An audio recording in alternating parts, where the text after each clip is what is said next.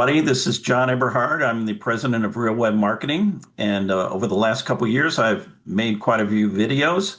But today, I'm doing something a little different. And I have a special guest who I'm going to interview, who is Bruce Wiseman, the president of On Target Research.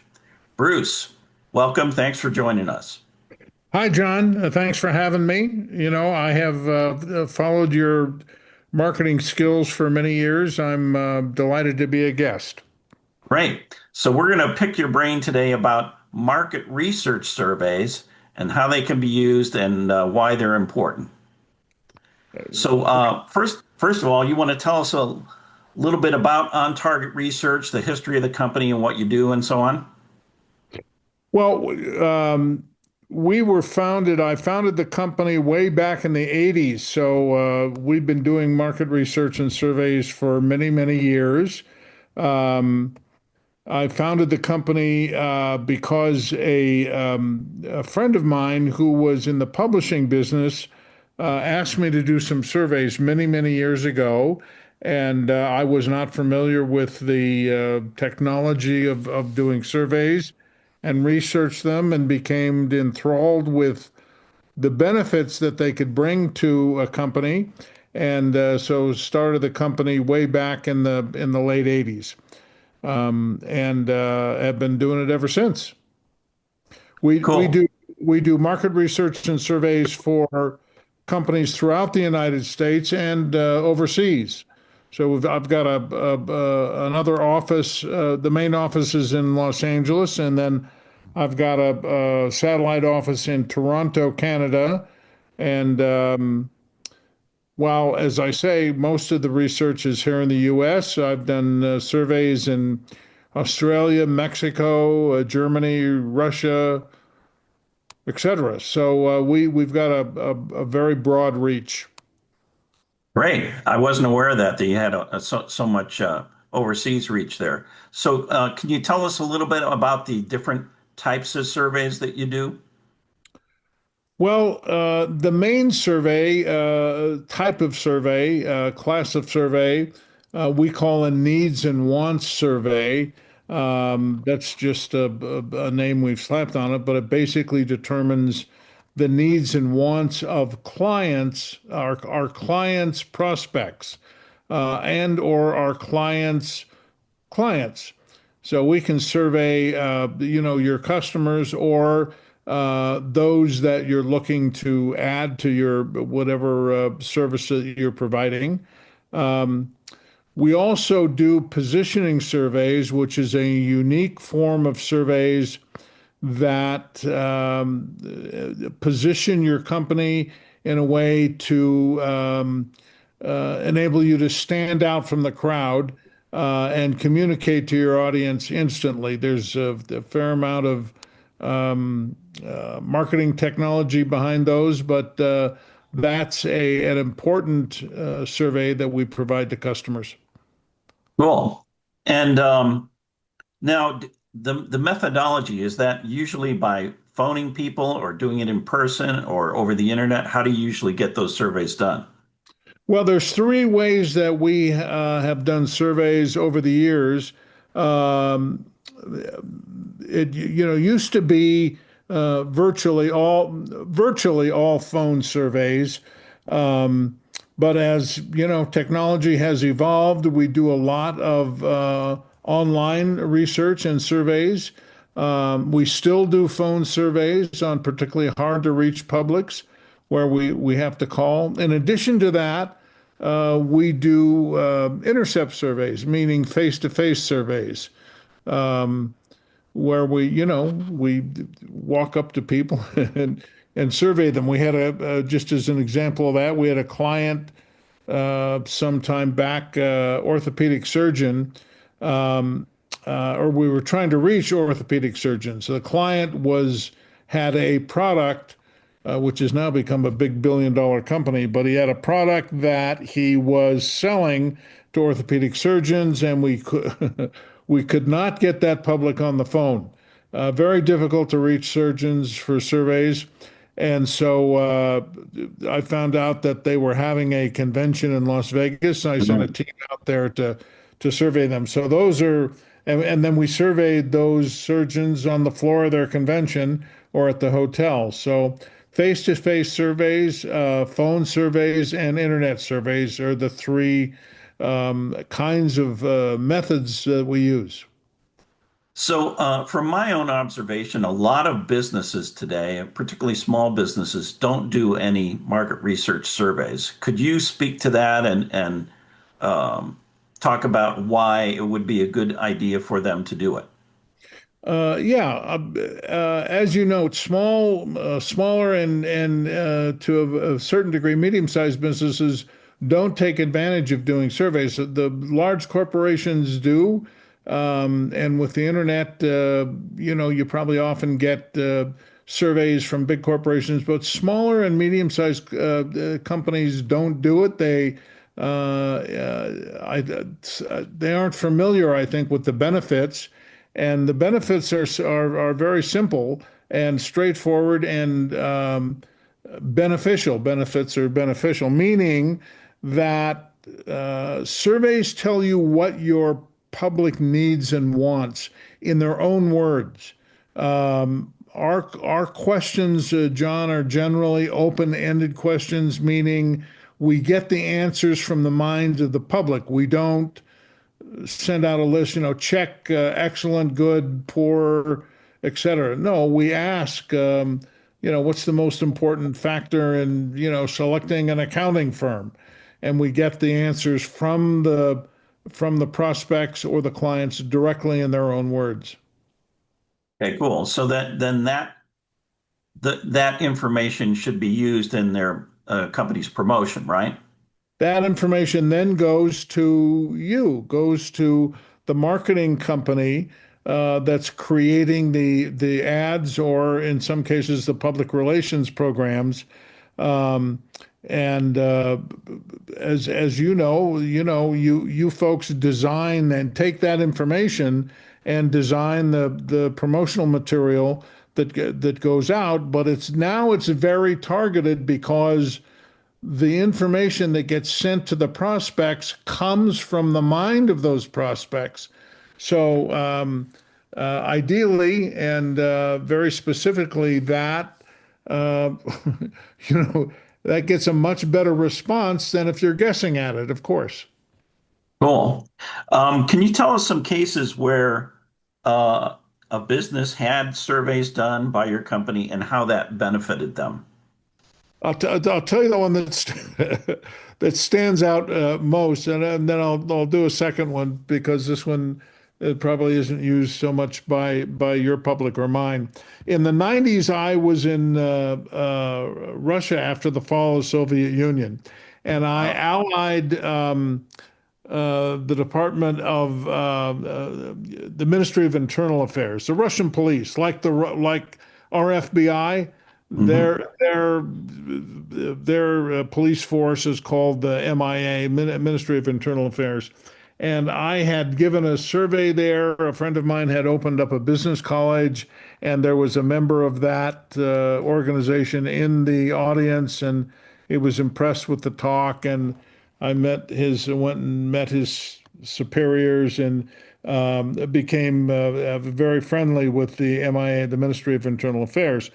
And after the meeting and talks and becoming friendly, the this particular person I was working with, who was the chief of personnel of the MIA, all the cops in Russia belong to the MIA. It would be like if every cop in the United States belonged to the FBI. So this guy was over 1 million Russian police, Jeez. and and they were having recruit problems. So he asked if I could, the surveys could help him recruit. I said yes. And long story short, so we surveyed. It was difficult to survey the prospects because these were people coming back from the military and kids graduating from high school and so forth. So we surveyed the existing police. What is it that prompted you to join the MIA? And I'm thinking, protect Mother Russia. I'm, kind of guessing. The number one reason that police in Russia Join the Ministry of Internal Affairs, free transportation on the metro. Who would have guessed? But in those days, they didn't. People didn't have cars, so free transportation was a big deal, and the police got free transportation, and that's an example of an answer that you wouldn't necessarily expect. But that was the most shocking to me. More specifically and practically, here at home or whatever, you don't know until you survey. I can recall one survey we did of a company that sold an aftermarket auto product, and their sales had been decent and then started to fall and were kept falling and falling. And they hired us, and we went in and did surveys of people who had they kept the data on people who had reached to them for service and not bought. So we were able to get a list of those people to survey, and it turns out that the company had done a reasonably minor but noticeable change in their packaging, believe it or not. And it had put off prospective buyers. So Wow. the company had looked and looked and looked for reasons why their sales were falling, and it was simply a change in packaging. So you don't know unless you ask. And I would imagine sometimes you get surprising answers. So sometimes we get very surprising answers. Sometimes, I mean, I can recall a survey we did um, of a company that was also having trouble closing their prospects newly. In other words, the percentage of closes was going down, and it was extensive survey and extensive research, and it turned out. They had hired a salesman, and the guy was a jerk. He was just turning prospects off. He was just, a jerk, and so he was blowing off the prospect. So, as you say, sometimes it's very surprising, and I repeat, you don't really know until you ask. I got you, and I would bet many people kind of assume that they do know. That you're 1,000% correct. They think they know. Sometimes they have a good idea. I mean, oftentimes they have a good idea, but the wording isn't exactly correct. So they may think it's, I want fast service when you ask the prospects and they come up with different wording.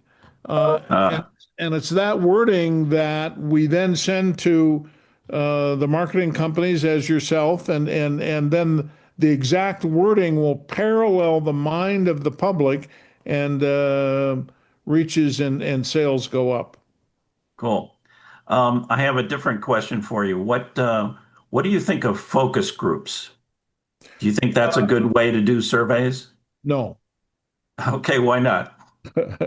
No, well, um, we've tried them a couple of times. One, oftentimes you'll get some person in there that's kind of takes a quote leadership role or whatever, and other people will follow the answer of somebody else in the room. Um, and it skews the surveys. So I haven't found them effective. Um, it's much better, in my opinion, in my experience, to ask the person one on one, Hmm. and you get at least in my experience, a more honest answer that way than trying to survey. People sit in a group, and sometimes they're influenced by whoever's sitting next to them or whoever has convened the focus group, and it can skew the results of a survey. So I'm not a fan of focus groups. Okay, so if a company, let's say a business owner decides, yes, this is something that I want to pursue, what should they do? I mean, like, what's the first kind of survey that they should do? Would it be the needs and wants survey like you were talking about? Yeah, that's typically the first survey that we do. Um, I just sent out a proposal last night to a prospect, um, and it had. I'm just because it's fresh in my mind. The first survey we're going to do for them is a customer survey and find out, how did their customers first hear of them? What is it that was said or done that motivated the customer to select that company to deliver the service? What do they most like about the service and so forth? Then, secondly, we're going to do a prospect survey and find out what attributes the public would like from their product or service. And then finally, we'll do a positioning survey to position the company. So, in that case, we're doing three surveys, but normally we start with the needs and wants, and it's either of the existing public or the prospects or both. Okay, now I'm going to ask you one more question, then we'll wrap it up. You've written a number of articles I noticed on your website about ad campaigns and things like that, and some of them that went really wrong. And we've seen some of those in the last couple of years, like the Bud Light and the Cracker Barrel. And we, could you comment on some of that stuff on what those people did wrong, just in general? Well, I think with Cracker Barrel, the answer at least appears to be obvious. They never surveyed. I mean, they changed that logo without asking their public, and the backlash was considerable. In some cases, I mean, the worst ad I've ever seen, which is, some board of directors' point of view, was the Jaguar ad of what was it, last fall, I think, Hmm. which was a bunch of weirdly dressed people at different ethnicities. Never showed a picture of a car. Never, never promoted the brand. Whatever. I mean, it was a destructive ad. It was so bizarre. So in that case, that my presumption is that came out of the boardroom somehow, and somebody had a point of view. Sometimes management has a perspective that isn't correct. We did surveys some time ago. A friend of mine who had a PR company used to bring us into his work from time to time, and he had a client that was a big Wall Street firm. And the chairman of this firm on Wall Street is a very old, well-established company, but they had developed a new technology product, and the chairman had this name that he wanted to name the product. It was actually a service, and he was fixed on this name, but he knew enough to survey it, and the public that to whom they delivered their service were M&A lawyers, merger and acquisition lawyers. That's a Hmm. tough public to survey. But we found a convention in New York, and we surveyed this name on these lawyers and accountants. And I'd never seen a response like that. They hated the name. They didn't dislike it. They just really didn't like it. Well, we sent that information up to the chairman of the company, and it didn't. He didn't budge. There was another convention in Philly, so he had us do it in Philly. Same reaction. They didn't want it. He had us do it a third time in Houston. So this guy had a fixed idea of what this name should be, and his public hated it. Finally, after three of them, he didn't have us do anymore, and I didn't follow up. I presume he didn't keep that name, but sometimes management has a fixed idea about surveys. In that case, that was a good example. Okay. All right. Well, that's all the questions I have. Anything else you want to add? Well, the one I appreciate being on, and for your listeners, I have followed your marketing work for years, and always appreciated it. And it's companies like yours for whom we do surveys, and then provide the information, and then you're able to be creative in terms of how you market the results of the survey. So for that, I thank you. All right. Well, Bruce, thank you very much. I'll put up your contact info on the screen and thanks for joining us. Thanks for having me, John.